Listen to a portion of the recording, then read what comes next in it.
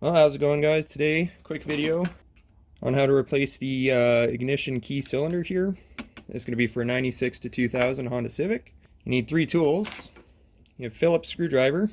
You're going to use this to remove 3 screws on the bottom shroud of the steering wheel, the plastic shroud.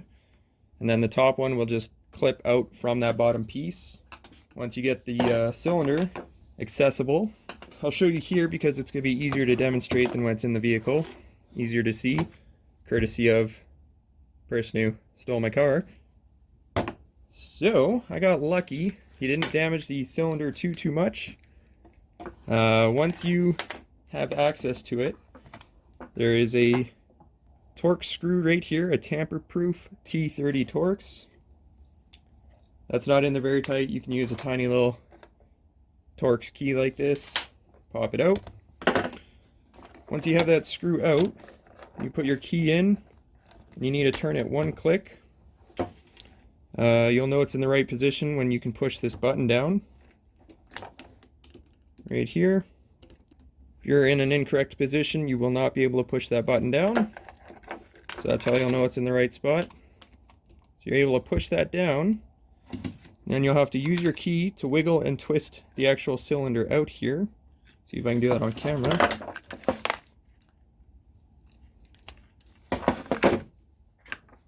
As you can see, she popped out a bit there.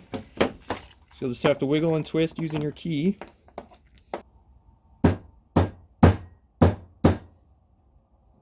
Unfortunately, when they did steal mine, they missed on one of their hammer hits and caved this section in. You do need this to be open up for the key cylinder to slide out. So I just had to take a tiny chisel here, just had to hammer it down the side of the cylinder and try not to damage it. There's a groove on the side of the cylinder here. That's going to have to slot in right here. This is a little bit of a spring tension, so you can pop this up, slide that down. At the same time, you need to make sure that these teeth down here mesh in at the bottom here. It might be hard to see, but the teeth are going to have to fit on either side of that. Right here. Make sure you do not lose this spring. That does have to be in there. So, once you have that out, you can slot this back in, push the whole key in, and then you'll have to turn it counterclockwise, as if you're turning your car off. Pull your key out. Good, and ready to go. Hope this helped you guys out. It's a pretty quick job as long as it's not too damaged. More than likely this is because your car got broken into. It can be a bit of a job to get the damaged cylinder out. Unfortunately, I'm going to have to use a screwdriver and hammer on the other one to remove it. Well, here it is. The old one I had to take out that I did not have the key for. Look at that carnage in there. So, for this bad boy, I had to chisel and drill it out.